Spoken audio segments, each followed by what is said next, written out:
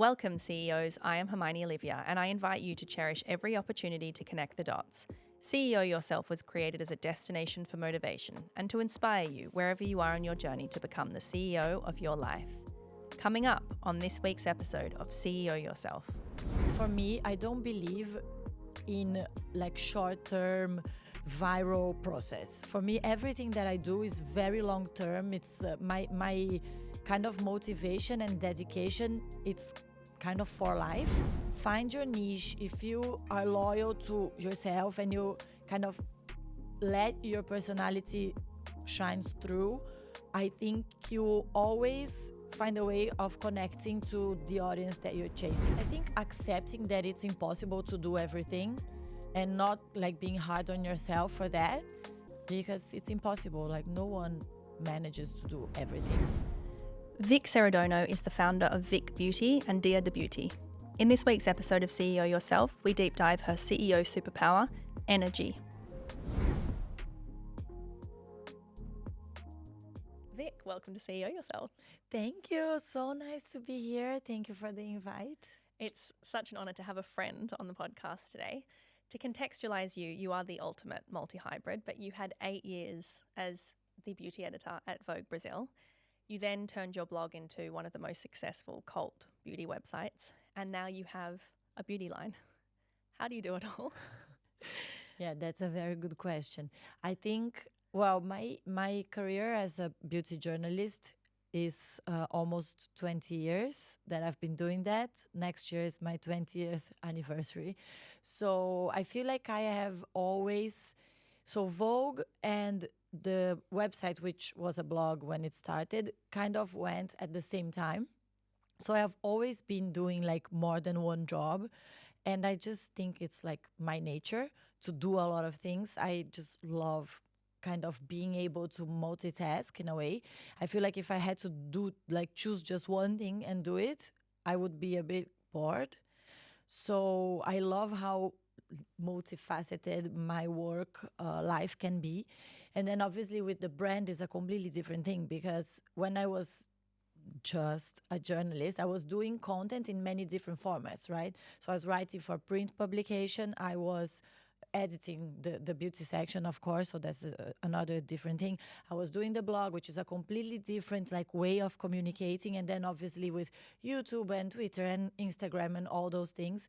And then when I moved to London 11 years ago, I started branching out, so also doing lifestyle fashion, because in the beginning I was only doing beauty. But it's always kind of the same ecosystem of content creation. And when I launched Vic Beauté 2 years ago, that changed a lot, because ever since actually the beginning of the project, so we were working on the project for 4 years, and then it's been launched for 2. So it's been 6 years already. And that is completely different. Not only being on the other side as being a brand, but also just managing the brand and running a company, which is completely different from what I used to do. And I don't have a business background, so it has been a really, really big learning curve. I always joke that I feel like I'm on my 4th MBA or something, but in real life. So it's been really exciting. And yeah, so I don't know how I do it all. I think I'm just very passionate, which is kind of cheesy, but it's true. And I just love it. So I make it work. Having started the blog so many years ago, you were really, you were a thought leader in that sense. There weren't many blogs at that point. No. So Je de Beauté turns 17 this month, which is crazy, blows my mind, for real. I feel very proud of what we built, because I know that I was one of the first people in Brazil and even the world to kind of write about a lot of things. And so it's really nice when you go back on the archives, there's just so much content. And it's really exciting kind of having this long-term relationship with my community. So that is really... You've grown up together. Yeah, exactly. And I meet so many people nowadays, and I've always had, but because I always did a lot of in-person events, I always really enjoyed that. How long did it take for them to be successful? the website, because I think this is really interesting for the listener. Yes. It's very rare these days that you hear someone say, I've been doing this for 17 years, particularly in this particular industry, which I think is such an important message. You are clearly fiercely loyal, but you've stuck at it. Yeah, exactly. To be fair, like for me, I don't believe in like short-term viral process. For me, everything that I do is very long-term. It's my kind of motivation and dedication. It's kind of for life almost. So I really, every project that I do, I want it to like be long. And I don't believe in just like skipping steps. I think you have to like, for me, the way I see building something that will have longevity, you have to build it gradually. So I think it's really, you have to be like the good anxious, but not the, like the good anxiety is good, but the bad anxiety will really kind of screw you. But the good anxiety is a good kind of fuel. Mm-hmm. And I think, just waiting for things to develop and celebrating each milestone. So I remember, for example, when Beauté got its first like 1,000 people audience, like 1,000 people were accessing the blog on a certain day, and I was like, oh my god, that's amazing. Obviously things were very different back then because it was the only website, like the only blog in Brazil that was talking about beauty. And the way blogs work, I think it's very personal, so people really connected. And I was already writing for Vogue Brazil at the time. And I remember how different it was. Like the tone of voice as a magazine, it's more kind of distant. And as a blog, it's like you're talking to a friend, but more knowledgeable than you on a certain subject. So I think it really, like, it's really building that connection and waiting and being patient for things to kind of develop and evolve. What I love about this is I think it's so important to debunk the myth that things just happen overnight. And because of social media, you see these perceived overnight successes, and they rarely are. And this is such a good reminder, even for me, because obviously everyone wants to run before they can walk and they want to be a huge success, but you do have to lay the foundations and then you have to build slowly and surely. Exactly. Which That's is what you've really, done. yeah, that's really what I believe. And I mean, you can say, okay, I got it easier because at the time there was less competition. Yes, but also blogs weren't considered like a serious kind of media outlet. And for me, it was. So in a way, I had advantages at the time and disadvantages, as you would always and will always have, right? It doesn't matter when you start. So nowadays you can be, okay, it's so many people are doing content, but if you find your niche, if you are loyal to yourself and you kind of let your personality shines through, I think you always find a way of connecting to the audience that you're chasing.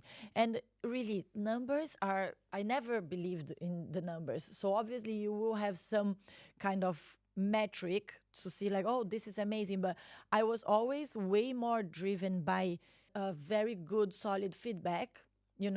So for example, I can have 2 people watching you, but if those 2 or one of them will be like, this is such an amazing like content, this really inspires me, this really, like, I never knew how, like, for me it was really about teaching people how to do makeup, right? So because at the time no one was really doing that, and in Brazil the makeup culture was very different. So still today I find people that I meet and they're like, oh, I learned how to do makeup with you. And that's so nice. Like, I could have taught one person how to do makeup and I would be happy.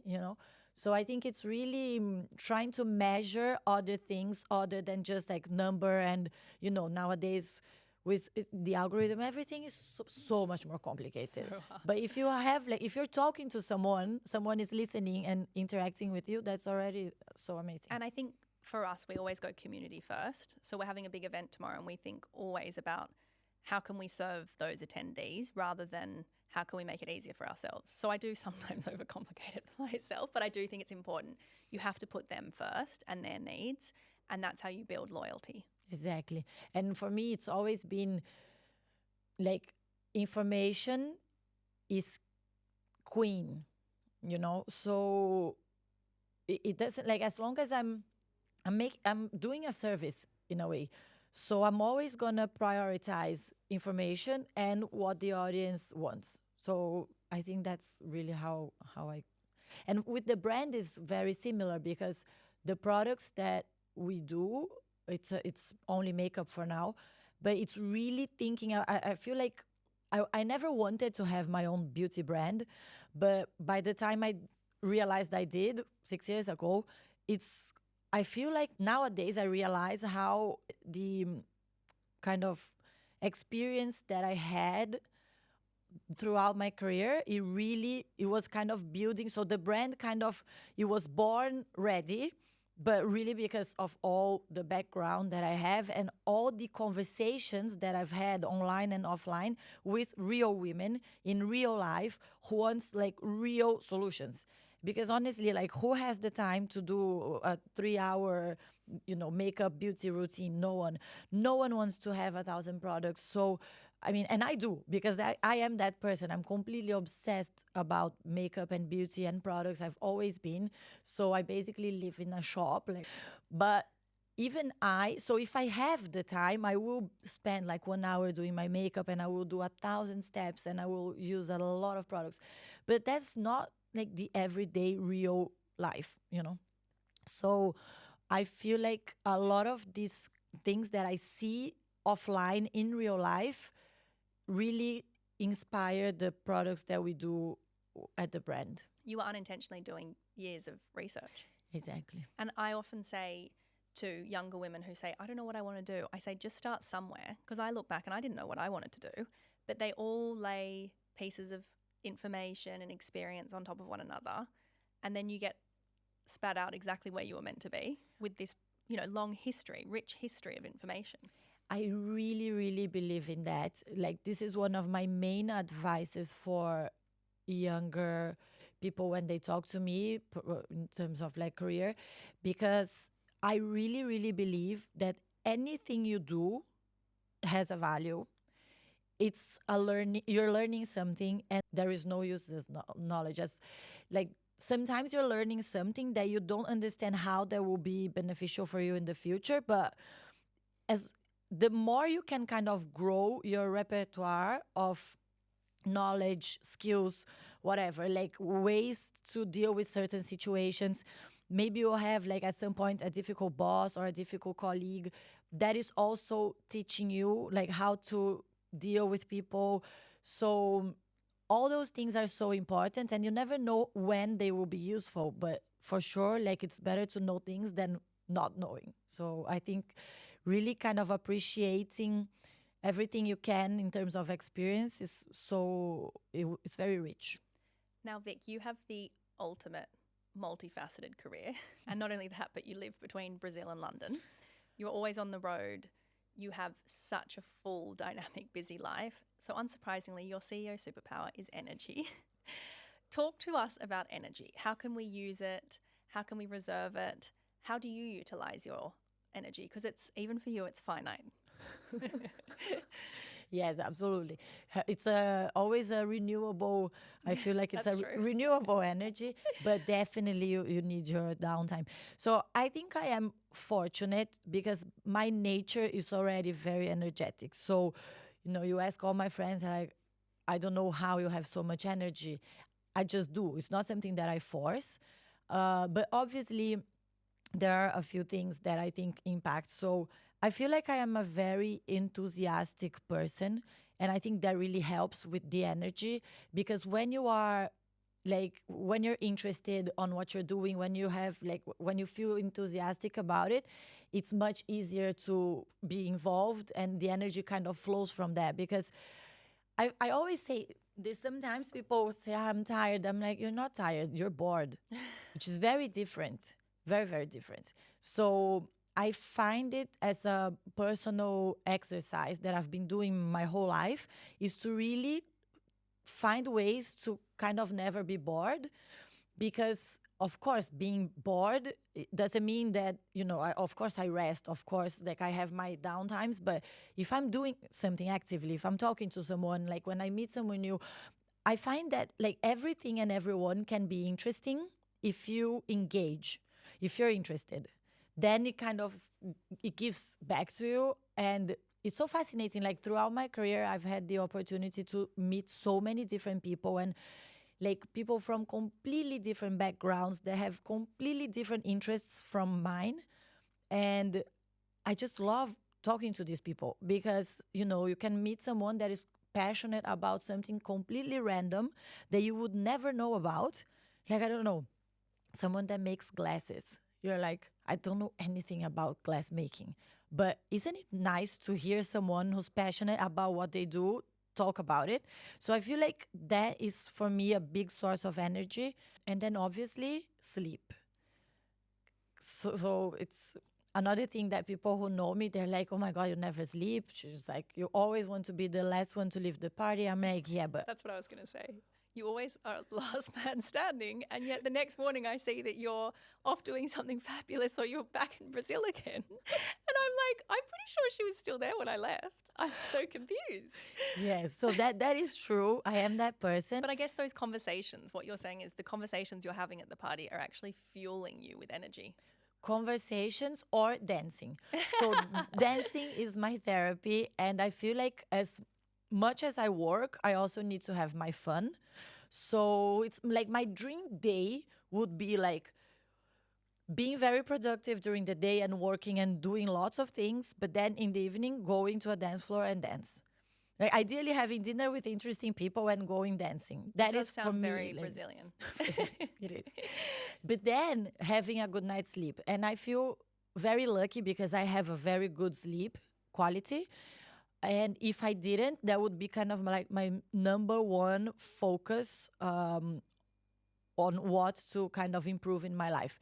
I feel like sleeping is so important and so underrated.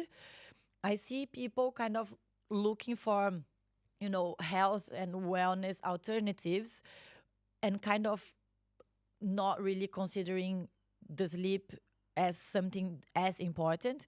And the basics are so true. Like if you sleep well, if you breathe properly, if you drink a lot of water, like you will have better energy. So I'm lucky because I sleep very well. So I will go to sleep late, but then I will sleep a lot.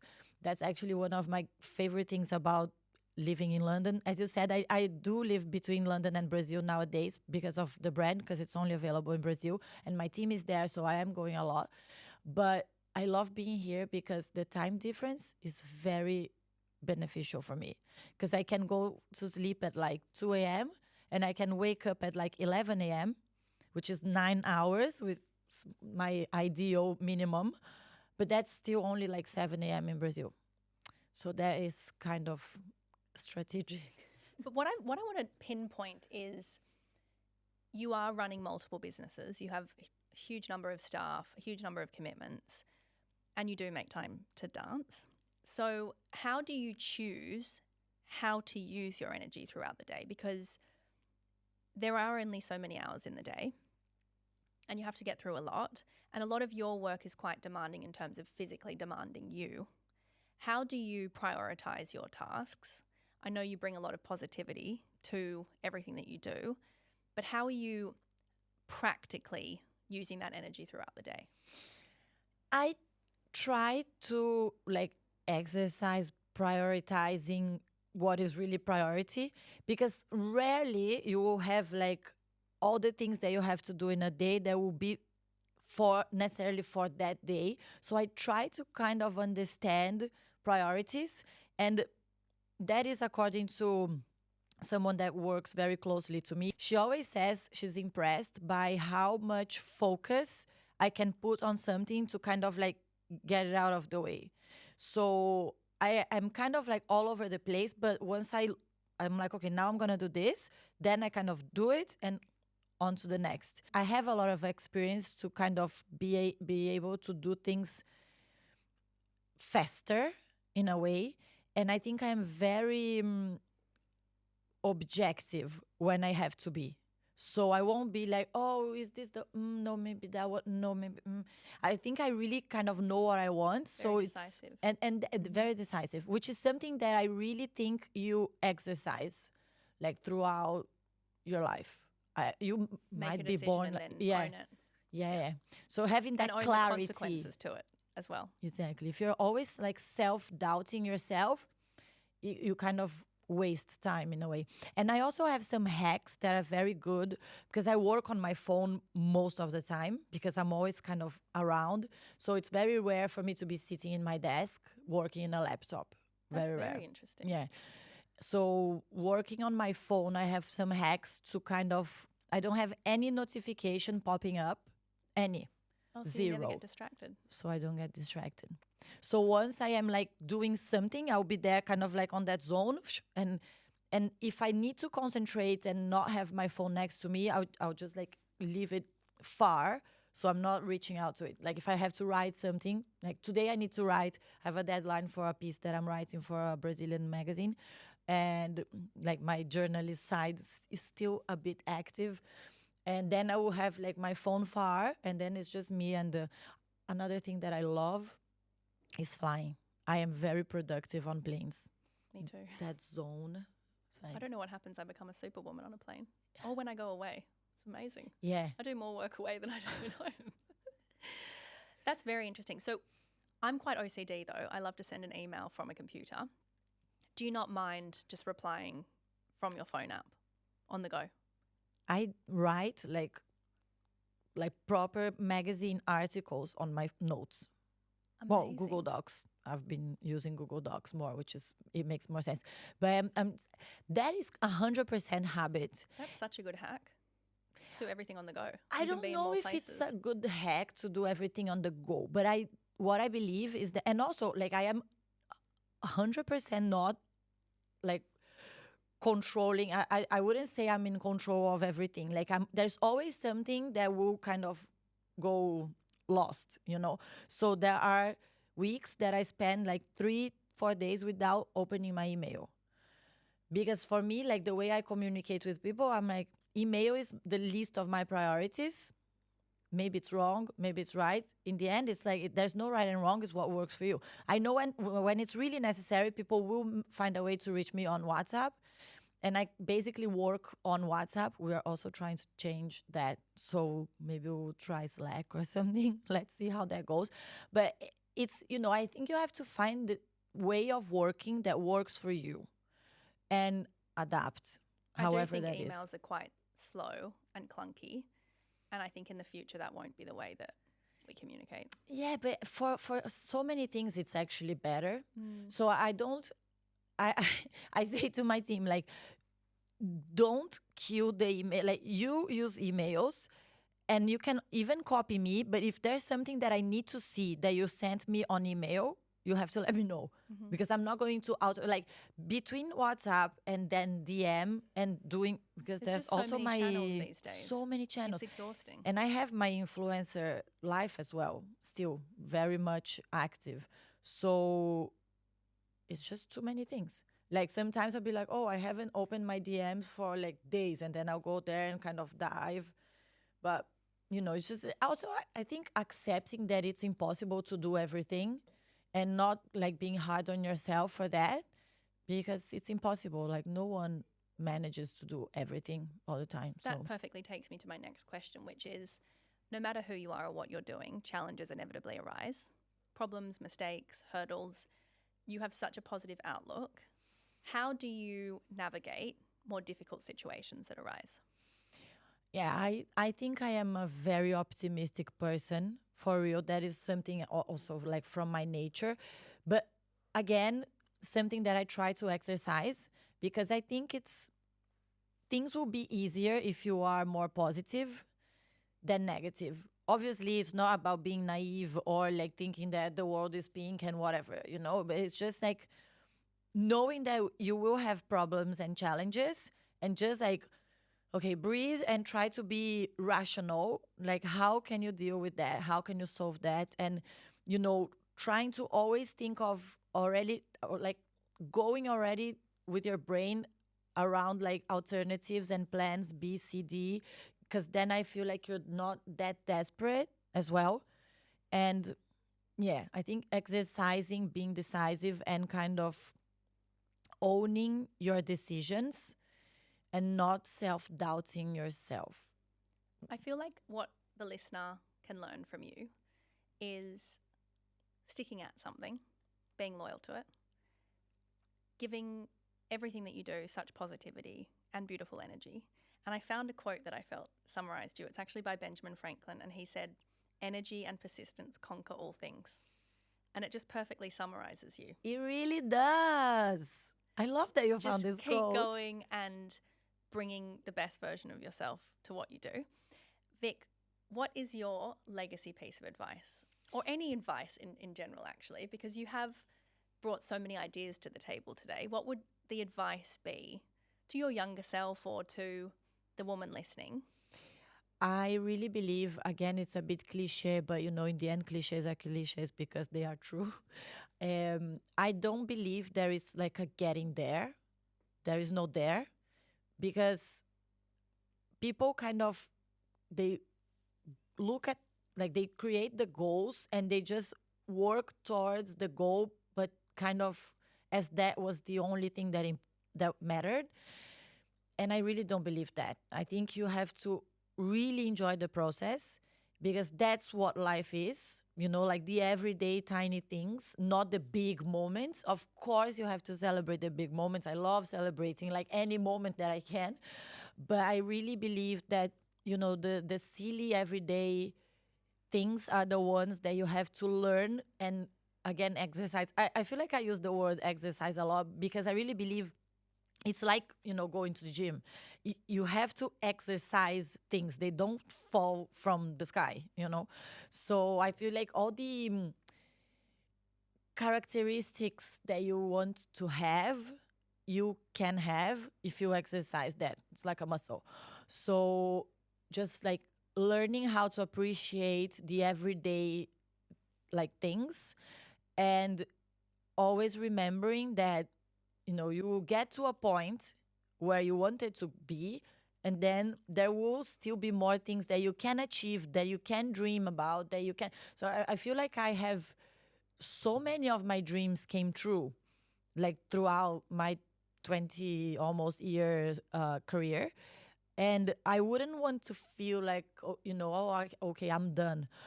Or if you feel like you got to a place where you wanted to be and you're like, okay, I'm here now. Like, I dominated this particular field.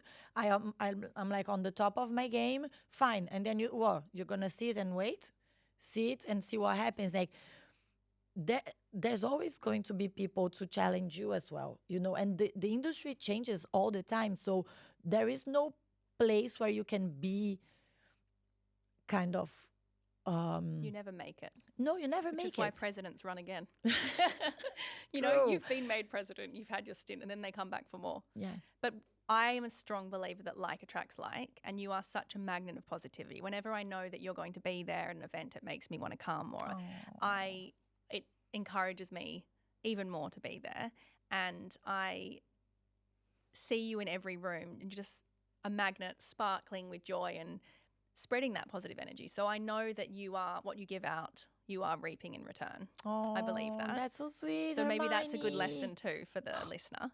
But Thank you. in closing, I want you to share where we can find you, but maybe give us a little blurb on like what is the point of difference of your beauty brand? Because obviously it's a very saturated market. But tell us, how did you create something that's unique to you?